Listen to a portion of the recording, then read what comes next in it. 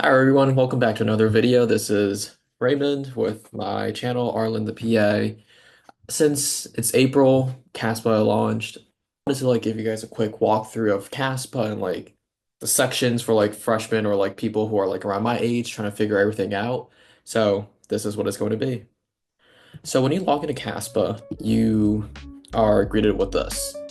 I've went ahead and already filled out some of these things already, but I wanted to first jump in with the personal information section. And when you click on it, this is what it looks like. It isn't anything too special. If you filled out the Common app before, this is very similar to that. So I'm going to fly through this real quick. So the first section, just release statement. Can you release this stuff to pre-health advisors, the admissions committee, like that type of stuff. Second part, very simple stuff, your name, sex, gender, pronoun. The one thing that caught me off guard here was the place of birth. That they typically don't ask for that, but the CASPA did, so make sure to know where you're born. Contact information, obviously nothing too crazy, your address, mailing address, phone numbers, emails, and all that good stuff. And then citizenship information, so are you a US citizen, your residency status, and if you have any visas. The race and ethnicity question, nothing too crazy. Are you of Hispanic or Latino origin? And this year they added a new question actually. If you're Arab, Middle Eastern, or North African. And obviously race, ethnicity, and the country. And here you can add family information. And when you click on this, this is what pops up. You get this right here. You put your mom, their first name, last name, what they do for work, where they're from, their highest level of education, and if they're in your household. And this is the part where you are able to get a little bit creative with the description of the childhood residency. There's a little blurb where you can input oh, the town is like this and this. It's very lively. It's got high schools, middle schools, that type of stuff. But there are a couple of drop-down questions oh, did you spend here? What state did you stay for the majority of your life until 18? What state did you spend the majority of your life? And what city, the type of geographic area, those kind of environmental factors that go into play with, your high school and your background and your experiences. This is this is the other information. This is what it looks like. English was not my first language, so obviously my first language was not English. And then, have you gotten your license revoked or any academic integrity, violations? You should specify that, don't lie. And if you've ever been investigated by CASPA before for, falsifying information or any of that stuff. So this is what I was referring to earlier with the environmental factors. So check off any of these that apply to you. You guys can take a look, pause, whatever you guys got to do. And if you click on this link over here, I did not add it, but it just has a table of values where oh, if you have 5 dependents or 5 people in your family, this is how much you make. Do you make more or less? Yes or no? And then there's 2 essays here now. You got the COVID-19 essay, which is no longer required because you guys see that there's no red star, and the life experiences, which is required. So just answer how your life experience has really helped with you being able to emphasize with people, patience, and be able to really adapt in that community setting. Finally, for the personal information section is the military history. Have you served in the US Armed Force? Yes or no? So that's it for the personal information section, nothing too crazy. Then if we move into the academic history, we start to see a little bit more complexity where there might be some issues and that type of stuff. So I really wanted to talk about this before going too in depth. So they ask you about your high school. So when you click on the high school stuff, it just asks you what high school you went to, the city, state, did you graduate, and when did you graduate. The next part, very simple. What college did you attend? Make sure to add with community college and the 4-year university that you attended. This also includes dual enrollment and that type of stuff, which I did some classes through my community college. So when you click on add college, it will be prompted up with what college did you attend? Do a quick search. I did Harvard University for, kicks and giggles. I do not go there, but just, specify what type of degree that you have and the major, the semester system, quarter, whatever you guys do, and if you're still attending, and the time frame. Once you've added a college, you can, well, not you can, you have to order a transcript so that it can be verified. So I went to Rutgers, and there's two ways to do it. You can either order a mailed paper transcript or you can order an electronic copy. A lot of registrar offices, they offer 1 or 2 free transcripts before they start charging you. It's probably like 7, 10 bucks, like nothing too crazy, but it does add up and it does get a little bit annoying. So these are like definitely some costs to like really think about and like prepare for. All right. And here's a sample list of classes that I've added and like the course code, the course title, the subject, credits, and the grade. So course code, enter it in exactly has how it appears in the transcript. So like if you have a bunch of numbers, enter them in. Like for example, 01:119:115. If that's your course code, put that in. And then whatever that corresponds to. And you can either enter in the letter grade, the numerical grade, or it feels like for credit, you can do like CR or like pass fail. Like there's like a whole website and page dedicated for this. All right. Once you've entered everything in, you'll be prompted with this next page, which is the transcript review, where you kind of go through and kind of like pick out like, oh, these are honors courses, these are AP courses, dual enrollment, study abroad, like if you repeated any coursework. So this is where you will identify and kind of let the admission committees know. All right, last step. Pretty simple, nothing too crazy. Have you taken this test? Have you taken this test? Have you taken this test? If you have, then add a test. If you haven't, you're all good. One thing about the GRE, a lot of schools are test optional. Kind of consider the pro versus cons, like what schools you want to apply to. If you want to apply to like Duke, Yale, I know they require GRE scores, so that might be something worth considering and worth weighing into the decision since it does cost a couple hundred to take the GRE. And CASPA is sent directly to the school, so that's why it's not in here. All right, so now the most, in my opinion, arguably the most important section of like any application, you know, your grades, letter of recommendations, experiences, essays, and all that good stuff. So first part, letter of recommendations, they call it evaluations. How fancy. So when you click on creating evaluation, this is what you're prompted with.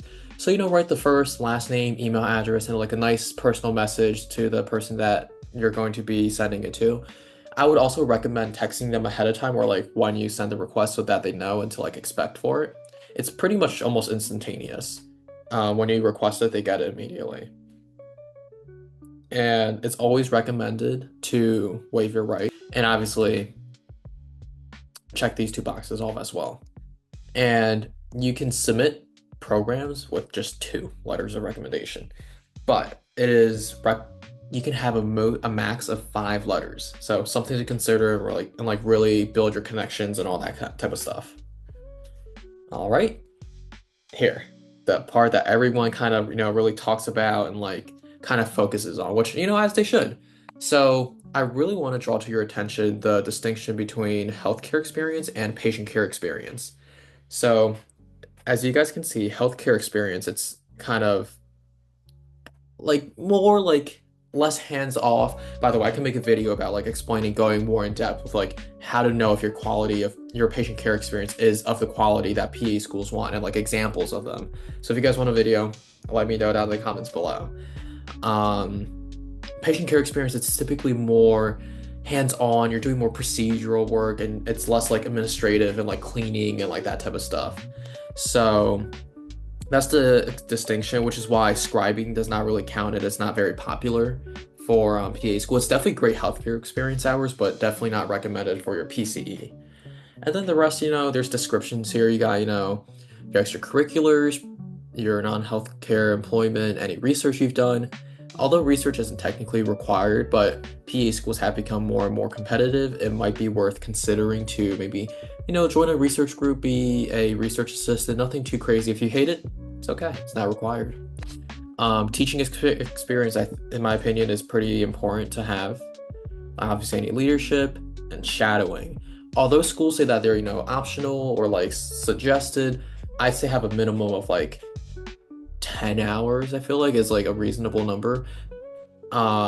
When you're like around my age, like a sophomore, but I would probably want to apply with around 40 to 50 hours. Just, a little bit something to think about so you can like get your letters of recommendation and all that stuff. And shadowing can be MDs, PAs, nurse practitioners, but obviously this is PA school applications. You want a PA to shadow. All right.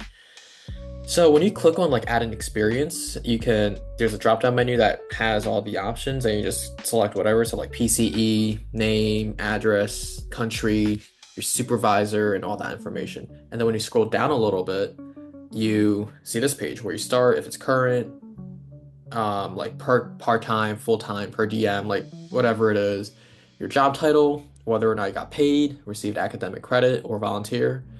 And this part typically kind of throws people off and like how to track and like calculate hours, which kind of I learned kind of like on my own experience, but this is why I'm making this video to like help people who are like the younger version of me who wanted the answers.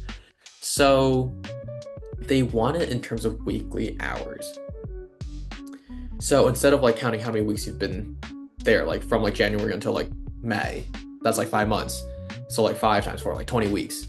They want to know like how many hours you worked. So like in those 20 weeks, maybe you only worked 10 weeks out of them, but you accumulated like 50 hours. That's 5 hours per week. So you would write it in like this. You would say, okay, you worked here for 5 hours and you've been there for 10 weeks. Well, like over 10 weeks as you work. And CASPA will calculate it as 50. As long as it's within a couple numbers, PA schools won't kill you over it. If you're like a little bit off, like 2 more, 2 less, not a big deal. It's fine. And then it's very important to write about your description and like what you did, because some PA schools do kind of like read into it. They're like, oh, wait a minute, that's not PCE, that's HCE. So they might kind of take away hours and put it somewhere else. So make sure to be very thorough in your experience. Don't lie, and kind of just talk about like what you did and like how your roles and responsibilities kind of help towards the patient treatment, that type of stuff. All right. So another quick section, achievements, any awards, honors, that type of stuff that you've won, scholarships, honors college, any of that stuff. So just name, date, organization presenting it, and a quick description. Dean's list, you can add that in here as well.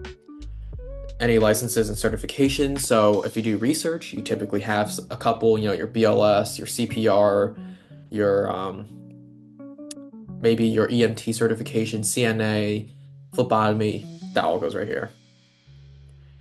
All right, the big one, the 5,000 character personal statement. Why do you want to be a PI? That's it. Why are you interested in applying to PA school? Why are you spending all this money to go to PA school? Why are you spending all this time taking all these courses? The why. So be sure to spend a lot of time and like perfect it and kind of really think about like what your why is. I really recommend this book right here. Oh, it's not showing. I'll show it right here. There you go. It's Step-by-Step Physician Assistant School Personal Statement Writing by Boris Temkin.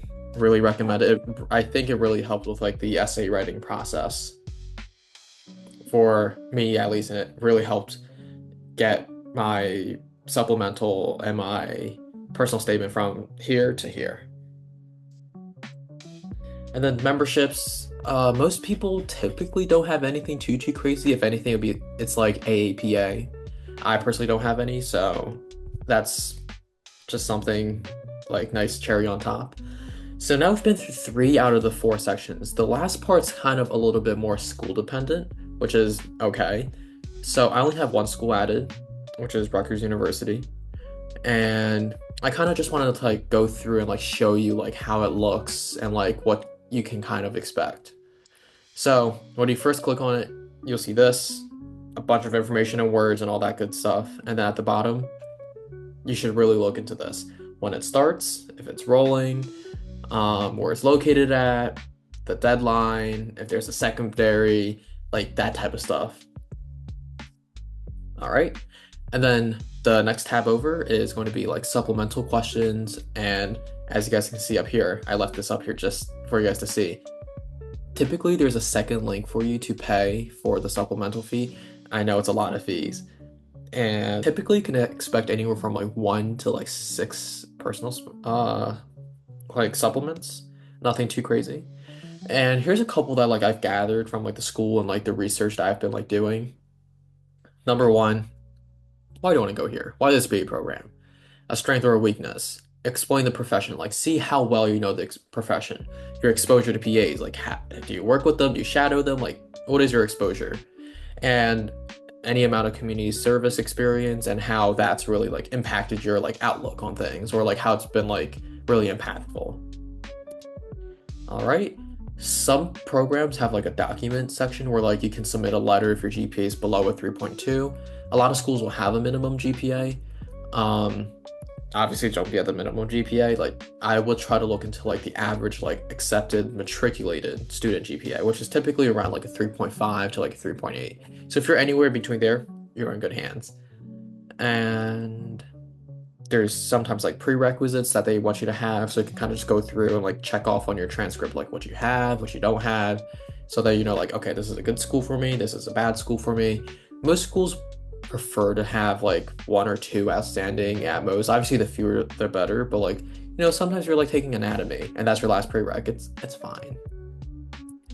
And that's it. Thank you so much for tuning into my YouTube video. This is my first ever video ever.